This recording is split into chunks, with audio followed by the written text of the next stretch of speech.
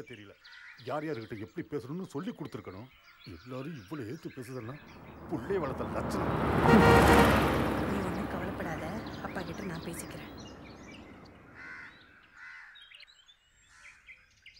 என்ன நினைச்சிட்டு இருக்கான் அந்த புள்ள? வீட்டுல கக்கூஸ் இல்லையேங்கிற ஒரே காரணத்துக்காக ஒருத்தி சம்பந்தம் வேண்டாங்கிறானா என்ன திமிரு இருக்கணும்? ஆனா அந்த பொண்ணு எனக்கு ரொம்ப பிடிச்சிருக்குப்பா. பேசாம நம்ம ஒரு கக்கூஸ் கட்டிடலாமே. அவன் சொல்றது. 2 பேரும் கொஞ்சம் வாய முடுறீங்களா? உங்க பாட்டா முப்பாட்டெல்லாம் கக்கூசிலே வெளிக்கு போனாங்க. ஒரு சின்ன புள்ள எப்படி வாழ்றதுன்னு எனக்கு சொல்லித்தர வேண்டியதில்லை.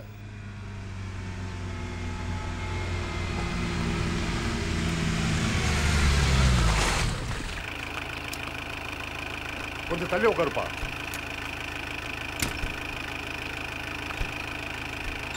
Right right.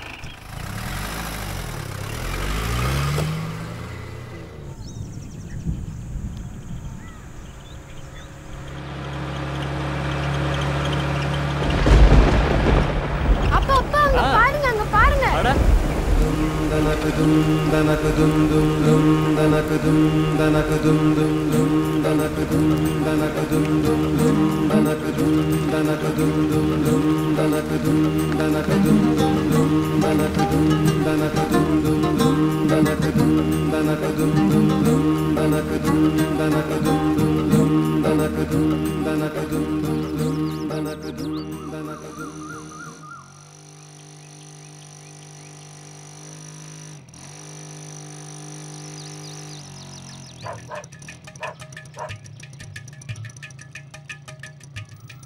இந்த மாத்திரைய 3 வேளை சாப்பிடறதுக்கு முன்னாடி போட்டுக்கணும், சரியா?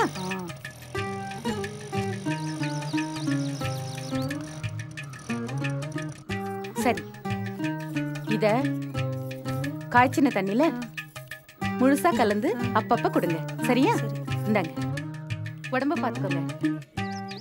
வட்டா தாத்தா? பாத்து.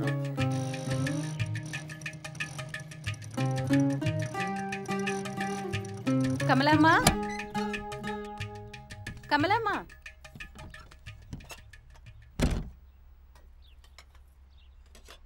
கமலாம்மா,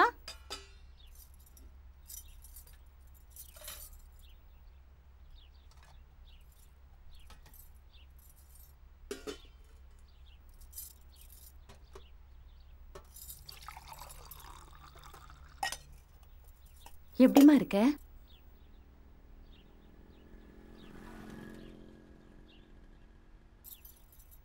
ஷில்பா, ஷில்பா, என் தங்கம் இல்ல, இது ஒரு வாய்க்குடிமா. என்கிட்ட கொடுங்க. நீங்க என்ன செய்யணும்னா 1 லிட்டர் தண்ணியில இந்த ORS பவுடரை முழுசா கலந்து அப்பப்ப குடிக்க கொடுத்துக்கிட்டே இருக்கணும். ஷில்பா, வயத்தோர அக்கா சொன்னா கேட்கணும். கொஞ்சம் குடி. நல்ல பொண்ணு. கமலம்மா, இந்த மாதிரி அப்பப்ப அவளுக்கு குடிக்க கொடுத்துட்டே இருங்க. நல்லா ஞாபகம் வச்சுக்கோங்க, 1/2 மணி நேரத்துக்கு ஒரு தடவை இதை இவளுக்கு குடிக்க கொடுங்க. ஏற்கனவே நம்ம மீட்டிங்ல சொன்ன மாதிரி காய்ச்சின தண்ணி தானே கொடுத்துட்டு இருக்கீங்க? ஆமாம்மா, ஆனா ஷில்பா தான் நாளுக்கு நாள் ரொம்ப மோசமாயிட்டே போறா. 3 மாசத்துல இவ இப்படி படுக்கிறது இது 2வது தடவை. இன்னொரு தடவை இப்படி படுத்தான்னா? அப்படி ரொம்ப முடியலன்னா இவளை ஆஸ்பத்திரிக்கு கூட்டிட்டு போங்க. கமலம்மா, நம்ம கிராமத்துல ஏன் இப்படி எல்லாருக்கும் நோய் வருது தெரியுமா? நாம ஒவ்வொருத்தரும் சுத்தமா சுகாதாரமா இல்லைன்னா உடம்புக்கு ஏதாவது ஒண்ணு வந்துகிட்டே தான் இருக்கும். இன்னொன்னு சொல்ல மறந்துட்டேன். அடுத்த வாரம் நம்ம ஊர்ல விஜய் சார் ஒரு கூட்டம் நடத்த போறாரு. அந்த கூட்டத்துக்கு நம்ம எல்லாரையும் வர சொல்லியிருக்காரு. நோய் வராம எப்படி தடுக்கிறதுன்னு அங்க சொல்லி தர போறாங்க. மறக்காம கூட்டத்துக்கு வாங்க. அப்படியே உங்க வீட்டுக்காரரையும் கூட்டிட்டு வாங்க.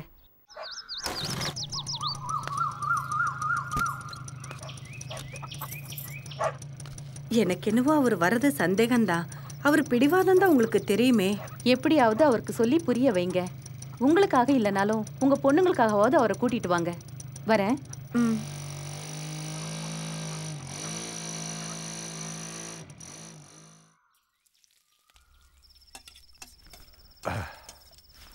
ஷில்பா ஏதாவது சாப்பிட்டாளா? எனக்கு என்னமோ ஷில்பாக்கு சீக்கிரம் சரியாகும்னே தோணல. உஷாக்கா காலையில வந்து கொஞ்சம் மருந்து கொடுத்துட்டு போனாங்க. அதுக்கப்புறமும் சரியாகலைன்னா ஆஸ்பத்திரிக்கு கூட்டிட்டு போக சொன்னாங்க. அது சரி, ஆஸ்பத்திரிக்கும் மாத்திரைக்கும் செலவழிக்க காசுக்கு எங்க போறது? இந்த மாசம் அதுக்கு மட்டும் எவ்வளவு செலவாச்சுன்னு தெரியுமா உனக்கு? ஆனா நான் எவ்வளவு கஷ்டப்படுறேன்னு தெரியுமில்ல உங்களுக்கெல்லாம். இந்த வீட்டிலே காசு சம்பாதிக்கிற ஒரே ஆள் நான் மட்டும்தான். கிரணும் இப்பதான் கட்டட வேலை பழகிட்டு இருக்கான். அவனும் காசு சம்பாதிக்க கொஞ்ச நாள் ஆகும். கிரண் கல்யாணத்துக்குன்னு சேர்த்து வச்சதுல ஏகப்பட்ட காசு ஆஸ்பத்திரிக்கும் மாத்திரைக்குமே செலவழிஞ்சு போச்சு.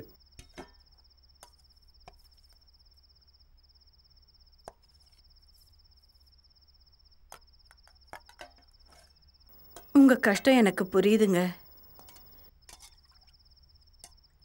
ஆனா என்னால என்ன செய்ய முடியும்?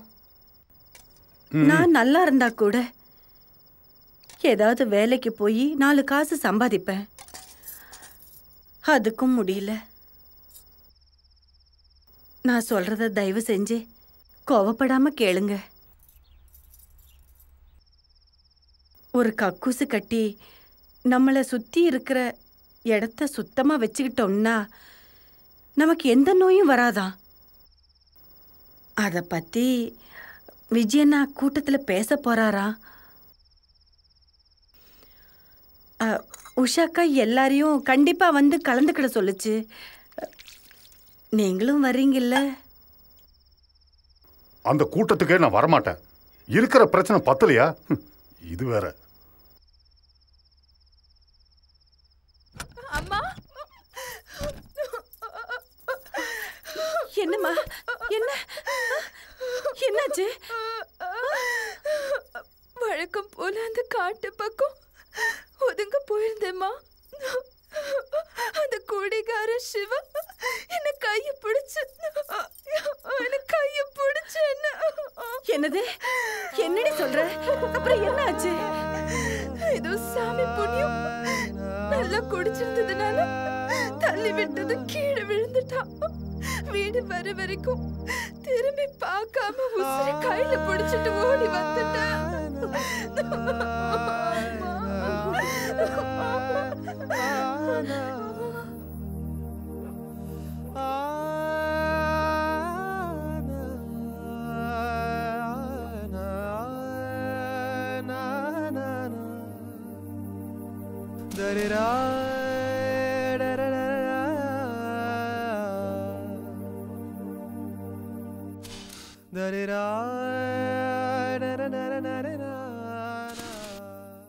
அந்த குடிகாரங்கிட்ட இருந்து தப்பிச்சது கோடி புண்ணியம்.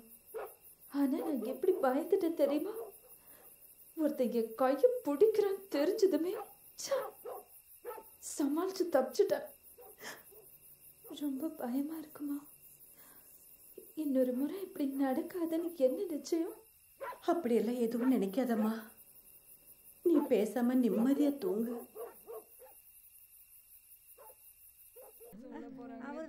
பெரியவங்க எல்லாருக்கும் வணக்கம். வணக்கம் வணக்கம். உங்க எல்லாருக்கும் விஜய் சார் நல்லா தெரியும். அவர்தான் நம்ம கிராமம் நல்லபடியா வளர்றதுக்காக புதுசு புதுசா எதையாவது செஞ்சுக்கிட்டே இருக்காரு. அதன் மூலமா நம்ம பாரதி ஸ்ரீ சேவா சங்கம் எவ்வளவோ நன்மைகள் அடைஞ்சிருக்கு. இப்போ விஜய் சார் உங்ககிட்ட பேசுவாரு. பேசுப்பா. எல்லாருக்கும் வணக்கம். இப்போ நாம எதை பத்தி பேச போறோம் உங்க எல்லாருக்கும் தெரியுமா? தெரியாதா? நாம கக்கூஸ் கட்டத்தை பத்தி பேச போறோம். இப்போ கக்கஸுக்கு என்னப்பா அவசியம்? நம்மளுக்கெல்லாம் எப்பயுமே வெளியே போய் தானே பழக்கம். எங்கள் நிலைமை என்னன்னு உங்களுக்கு தெரியுமா? மழையும் இல்லை, கிணத்துல தண்ணியும் இல்லை, தோட்டத்தில் வேலையும் இல்லை. ஏதாவது பிழைக்கிறதுக்கு வழியே சொல்லுப்பா. சொல்றேன். ஆனா அதுக்கு முன்னாடி நாம ஒரு விளையாட்டு விளையாடலாமா? ஆம்பளைங்களாம் எழுந்திருச்சு ஒரு பக்கமா வாங்க. டேய் வாடா, இவங்களுக்கு வேற வேலை இல்லை. ஏய் கொஞ்சம் நில்லுங்கப்பா, நில்லுங்க. அந்த தம்பி என்ன சொல்லுதுன்னு கேட்டுட்டு போலாமே. வாங்க வாங்க, முதல்ல உட்காருங்க. அவர் சொல்றதை கேளுங்க. உட்காருங்க. அட உட்காருங்கய்யா. நன்றி. நீ சொல்லுப்பா. இப்போ நாம நம்ம கிராமத்தோட படத்தை வரைய போறோம். எழுந்துருங்க. வாங்க எல்லாரும் வாங்க. அப்படி போய் நில்லுங்க. வாங்க வாங்க வாங்க எல்லாரும் இப்படி வாங்க வாங்க. இப்போ நம்ம ஊர்ல இங்க தான் கோவில் இருக்கு. இதே மாதிரி பள்ளிக்கூடமும் பஞ்சாயத்து ஆஃபீஸ் எங்க இருக்குன்னு சொல்லுங்க. இது பஞ்சாயத்து ஆபீஸு, பக்கத்துல பள்ளிக்கூடம். அம்மா இங்க வாங்க. என்ன போய் வாங்கம்மா. வாங்க. ஆறு குளம் இதெல்லாம் எங்க இருக்குன்னு காட்டுங்க. இது வந்து குளம். இது பக்கத்துல தான் ஆறு ஓடுது.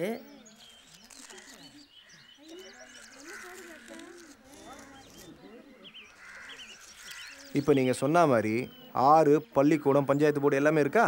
இப்போ ஆம்பளைங்க எங்க வெளிக்கு ஒதுங்குவீங்க சொல்லுங்க. அட போப்பா நீ வேற. நான் என்ன உங்களை வெளிக்கு இருக்கவா சொன்னேன்? படம் தானே வரைய சொன்னேன். அதை கொடுக்க நான் சொல்றேன்.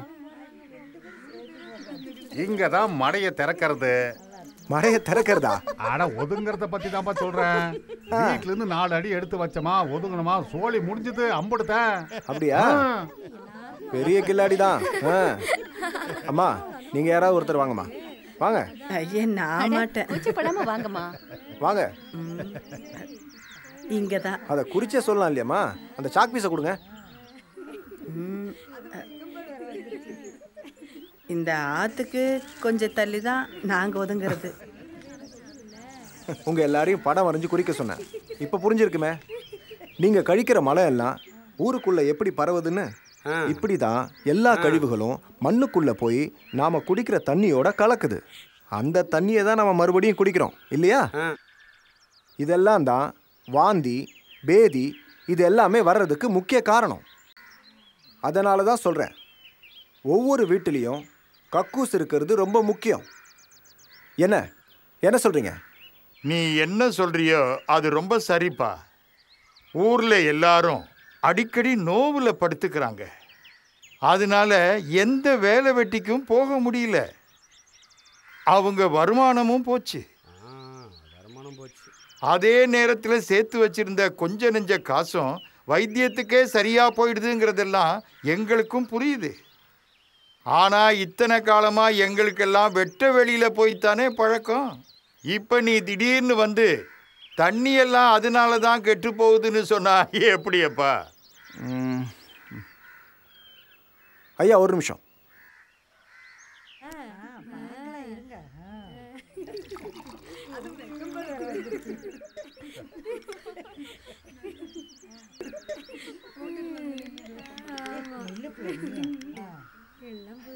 ஐயா இதை குடிக்கிறீங்களா?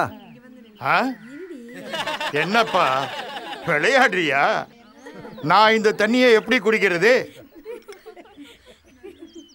ஐயா மன்னிக்கணும், நான் உங்ககிட்ட விளையாட வரல. இந்த மாட்டு சாணம் எப்படி தண்ணியில் கலக்குதோ அதே மாதிரி தான் நாம் வெட்ட வெளியில் கழிக்கிற கழிவுகளும் மண்ணில் கலக்கிறதோட மட்டும் இல்லாமல் நிலத்தடி நீர்லையும் கலந்து அசுத்தப்படுத்துது. அதை உங்களுக்கு காமிக்க தான் அப்படி செஞ்சேன். இந்த தண்ணியை தான் நீங்கள் எல்லாரும் குடிச்சிட்டு இருக்கீங்கன்னு முதல்ல புரிஞ்சுக்கணும். நம்ம ஊரில் எத்தனையோ பேர் வாந்தி பேதியில் படுத்துட்டு இருக்காங்கன்னு உங்களுக்கு தெரியும்ல. அதுக்கு முக்கிய காரணம் இந்த தண்ணி தான். நாம் எப்போ எல்லார் வீட்லேயும் கக்கூசை கட்டி வெளியில் ஒதுங்கிறத நிறுத்துறோமோ அப்போ தான் எல்லா வியாதியும் சரியாகும். கக்கூஸ் இல்லாதது எவ்வளோ கஷ்டம்னு பொம்பளைங்களுக்கு தான் நல்லா தெரியும். பொம்பளைங்க யாராவது எந்திரிச்சு வந்து சொல்லுங்களேன், நாமெல்லாம் எவ்வளோ கஷ்டப்படுறோன்னு. எனக்கு பகலில் வெளியில் போகணுன்னா தான் ரொம்ப பயமாக இருக்கும். அதனால கொஞ்சமாக தண்ணியை குடிச்சிட்டு அடக்கிட்டு இருப்பேன். அதனால இப்போ கூட வயிற்று வலினால் ரொம்ப ரொம்ப அவஸ்தைப்படுறேன். சாமி, பொம்பளை ஜென்மம் மட்டும் எடுக்கவே கூடாது. மழை காலத்தில் எனக்கு ரொம்ப பயம். ஒரே சேறு சகதி பூச்சி கொசுமா இருக்கு. ரொம்ப கஷ்டமாக தான் இருக்கு. ஆனால் என்ன செய்யறது? வேற வழி இல்லை. எனக்கு ஒரு கை குழந்தை இருக்கு. அவசரத்துக்கு ஒதுங்கணும்னா அதை தனியாக விட்டுட்டும் போக முடியாது. சொல்லுமா. கை குழந்தைய தூக்கிக்கிட்டு வெளியே ஒதுங்கிறது எவ்வளோ கஷ்டமாக இருக்கும்னு எங்களை மாதிரி அனுபவிச்சு பார்த்தா தான் தெரியும். கேட்டிங்கல்ல, இப்போ உங்களுக்கு புரிஞ்சிருக்கும் கக்கூஸ் கட்டுறது எவ்வளவு முக்கியம்னு. ஒவ்வொரு வீட்லேயும் கக்கூஸ் இருக்கிறது ரொம்ப அவசியம். உங்களுக்காக இல்லைனாலும் உங்கள் பிள்ளைங்களுக்காகவாவது கொஞ்சம் யோசிச்சு பாருங்க. அதெல்லாம் சரிதான் தம்பி. ஆனால் கக்கூஸ் கட்ட காசுக்கு எங்கே போகிறது? சேர்த்து வச்ச காசெல்லாம் என் பொண்ணோட வைத்தியத்துக்கே செலவழிஞ்சு போச்சு. இந்த கக்கூஸ் கட்டுற சொகுசெல்லாம் எங்களை மாதிரி ஏழைங்களுக்கெல்லாம் வெறும் கனவு தான். அண்ணா, கக்கூஸ் கட்டுறது சொகுசுக்காக இல்லை, அது அடிப்படை தேவை. உங்களுக்கு அந்த அளவுக்கு வசதி இல்லைன்னா அரசாங்கமே சிறு நிதி உதவி திட்டத்தின் கீழே கக்கூஸ் கட்ட குறைஞ்ச வட்டிக்கு கடன் கொடுக்குறாங்க. ஆனால் அரசாங்கம் கடன் கொடுக்கறது வறுமை கோட்டுக்கு கீழே இருக்கிறவங்களுக்கு மட்டும்தான். ஆனால் நாங்கள் யாரெல்லாம் கக்கூஸ் கட்டணும்னு ஆசைப்படுறீங்களோ அவங்க எல்லாருக்கும் கடன் வசதி செஞ்சு தரோம். கக்கூஸ் கட்டுறது, அதை எப்படி பயன்படுத்துறது, எப்படி கடனை திருப்பி கட்டுறதுன்னு சங்கம் உங்களுக்கு சொல்லித்தரும். பாரதி ஸ்திரீ சேவா சங்கம் உங்களுக்கு கடன் வாங்கி கொடுக்கறதுல எல்லா உதவிகளையும் செய்யும். ஆனால் அதை எல்லாத்தையும் முறையாக பயன்படுத்துறது உங்கள் கையில் தான் இருக்குது. அதுக்கு எங்களோட முழு ஒத்துழைப்பையும் நாங்கள் தரோம். எப்போ எல்லார் வீட்லேயும் கக்கூஸை கட்டி முடித்து வெளியில் ஒதுங்கிறத நிறுத்துறீங்களோ அப்போ தான் உங்களுக்கே தெரியும் டாக்டருக்கும் மருந்துக்கும் கொடுக்குற காசு எவ்வளோ மிச்சமாகுதுன்னு. அந்த பணத்தை மிச்சம் பிடிச்சே நீங்கள் கக்கூஸ் கட்ட வாங்கின கடனை திருப்பி கட்டிடலாம். அதே சமயத்தில் உங்கள் வீட்டில் கக்கூஸ் இருக்கிறது சமூகத்தில் உங்களுக்கு மரியாதையை ஏற்படுத்தி தரும். சரியா? கொஞ்சம் யோசிச்சு பாருங்க. நம்ம விஜய் தம்பி சொன்னது எல்லாம் சரி. நம்ம விருப்பத்துக்கு தகுந்த மாதிரி எல்லா திட்டங்களும் இருக்கு. இனிமே நாம எல்லாரும் வெளியில ஒதுங்கிறத நிறுத்திக்கணும். குறிப்பா இளைஞர்களும் சின்ன பசங்களும் யாருமே வெளியில ஒதுங்காம பார்த்துக்கங்க. 100% சுத்தமான கிராமம்னு நம்ம ஊரு பேரெடுக்க சபதம் எடுத்துக்குவோம். சரியா?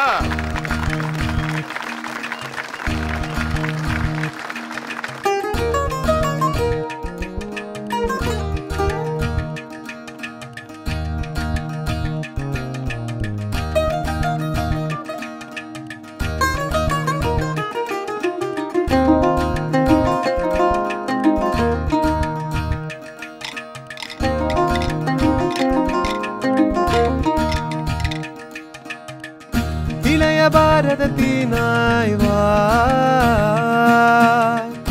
எதிரிலா வலத்தினாய் வா வா வா, ஒளியிழந்த நாட்டிலே நின்றேறும் உதய ஞாயிறொப்பவே வா வா வா, களையிழந்த நாட்டிலே முன் போலே கலை சிறக்க வந்தனை வா வா வா, இளையவாண்ட யாவையும் பார்த்தோய் விழியினால் விளக்குவாய்.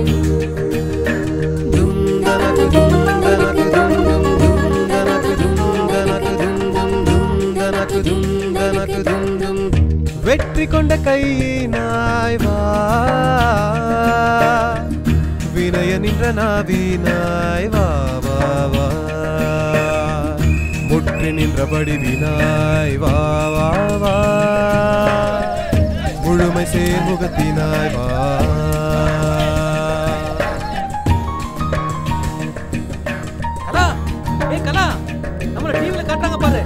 தமிழ்நாட்டில் 4 பஞ்சாயத்து கிராமங்கள் ஊரக வளர்ச்சித் துறையின் உயரிய விருதான நிர்மல் கிராம புரஸ்காருக்கு தேர்ந்தெடுக்கப்பட்டிருக்கின்றன. அதில் காஞ்சிபுரம் மாவட்டத்தில் உள்ள சாந்தி கிராமம் 100% மாசு கிராமம். ரொம்ப நன்றி சாமி, என் ஊரை நோய் நொடி இல்லாத காப்பாற்று. கற்றல் ஒன்று பொய்கிலாய் வா வா வா, கருதியது ஏற்றுவாய் வா வா வா, ஒற்றுமை கொள்ளையவே நாடெல்லாம் ஒரு பெருஞ்செயல் செய்வாய்.